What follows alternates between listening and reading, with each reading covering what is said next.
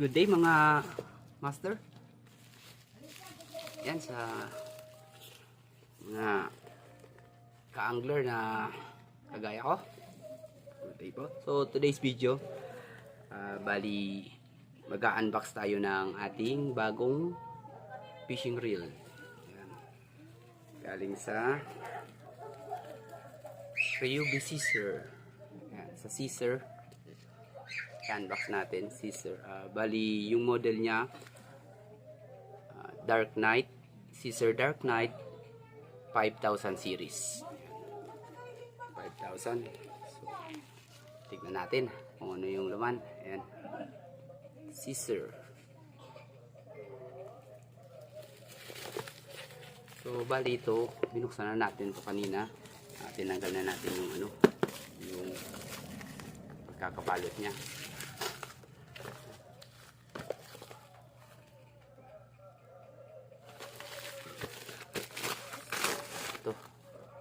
Ito yung box niya. So, walang ibang kasama. Bali, ito ay ipapares natin dun sa ano natin, sa Shadowcast XF. Ayan, Shadowcast na 862 medium light. Nabili natin to sa Good Catch Fishing Supply. Ayan. Tapos gagamit tayo ng medyo malaki-laking lure, mga 10 to 22 grams na lure. Meron tayong lure na ano dyan, Chorinoya na 22 grams. So ayan, Shadowcast XF.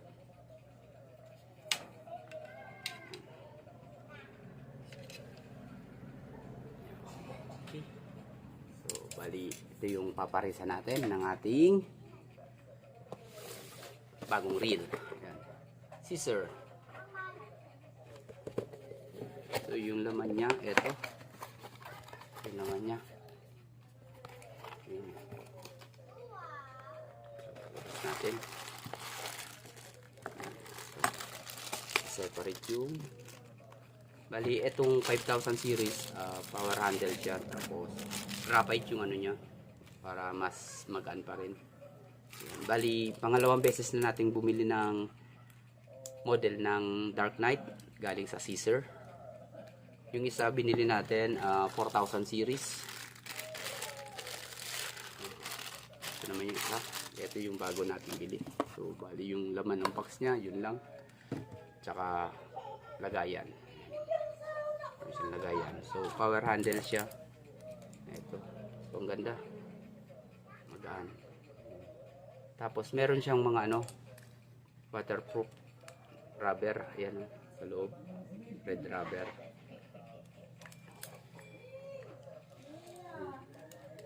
So, hindi siya ganong kalakihan. Tama-tama lang. So, ayan. Pag, power handle.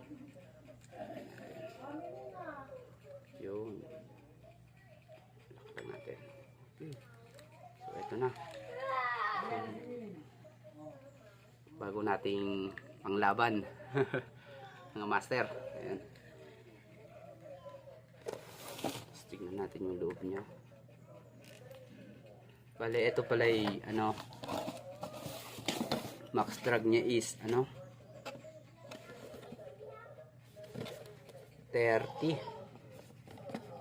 kg ang niya, max drag. Laki, masyadong mataas drag niya. Wala siyang manual, walang ibang laman, ito lang.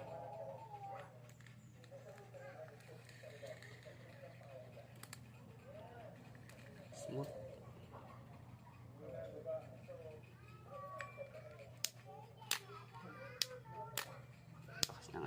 Spring. Tapos buksan natin. Tignan natin yung niya. Yung drag. Tsaka yung clicker. Drag nut. Ito. Ayun. Ito yung parang plastic lang.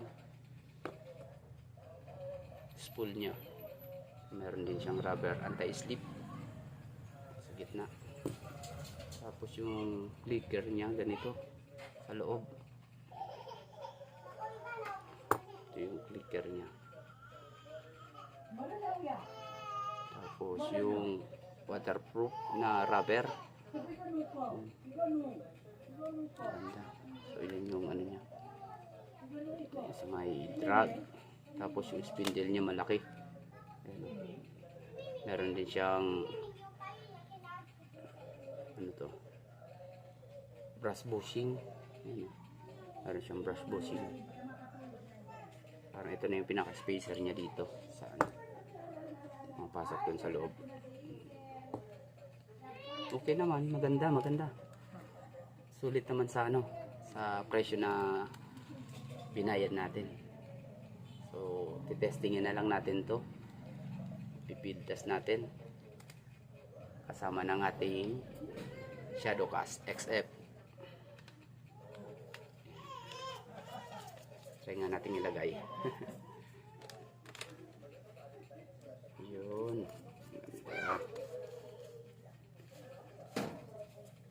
So, ayan.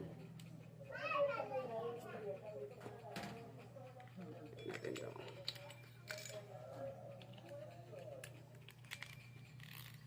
Balik fishing na naman ulit tayo. Tagal nating hindi nakapag-fishing. Parang titigil na nga tayo sa pagbablog. Bali pumili tayo ng mga panibagong fishing gear natin kasi yung mga dati kong ginagamit sira na. Halos nagkasira-sira na. Yung mga reel natin, tapos yung mga rod natin, yung iba wala nang mga ano, mga guide ring. Ayan. Yun. Ganda. Bagay. Pangmamaw. Pagmamamaw hunting tayo nito. Pag ito yung gamit natin. Bali, gagamitin nating line dito is ano, Casking Super Power na 20 pounds. Tapos meron tayong leader line na Ricky Maru na 25 pounds. So, yan yung magiging setup natin ito. Yan yung ilalagay natin setup sa ano to. So, bali ang pinaka ano pala ng Shadowcast, yung lure weight nya 20 to 60 grams.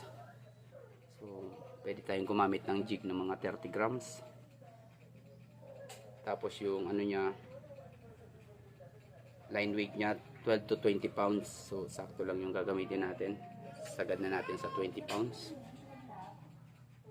Tapos yung rod, yung casting weight nya is, ay yung ano, rod kg 5.4 to 9.1 kg. So, hanggang 9 kilo. Pwede natin bit-bitin ito. Ayan. Shadowcast XF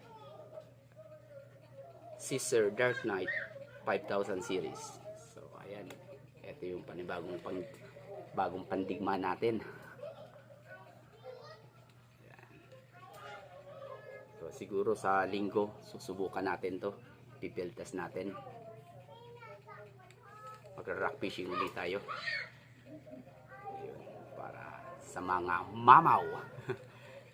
Pang mamaw. Bali, ito pala yung ano, yung isa papakita natin. Yung 4000 series na in-order natin sa Caesar. Bali, same model sila, Dark Knight 4000 series.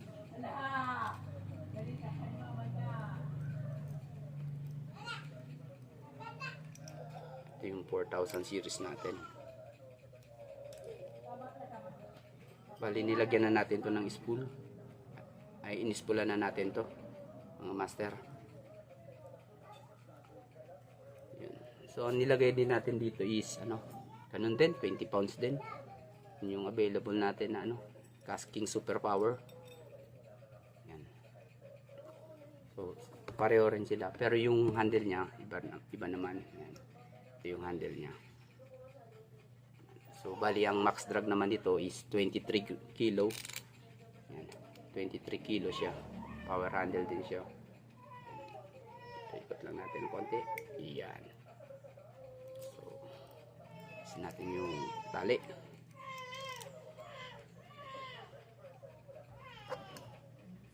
Pero yung ginamit natin ditong leader line, maliit lang. Bali ano lang siya.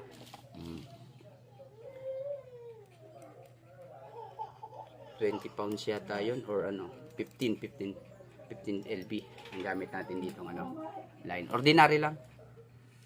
Ayan. Ito naman yung natin, 4000 series. Caesar Dark Knight. Ito yung 5,000 natin. Konti lang diferensya. 4,000 tsaka 5,000. Meron na tayong dalawang pandigma. So, bali bumili rin tayo ng camera. Bali yung binili natin, yung mura lang. At least may pang video tayo. Ano yung brand niya? OSIC. Yan, OSIC Action Cam. Yan, ganda, smooth. Pareho silang may waterproof din dito.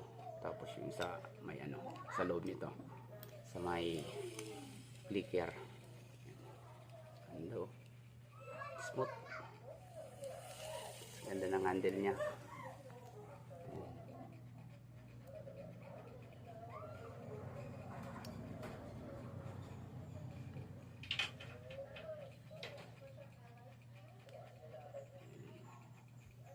Yung 5,000 natin. Yan, 5,000 series.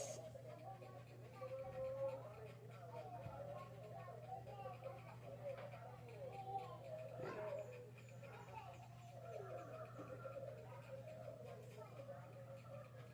Tsaka yung shadow cast natin. Yan, ang panibagong pangdigma natin.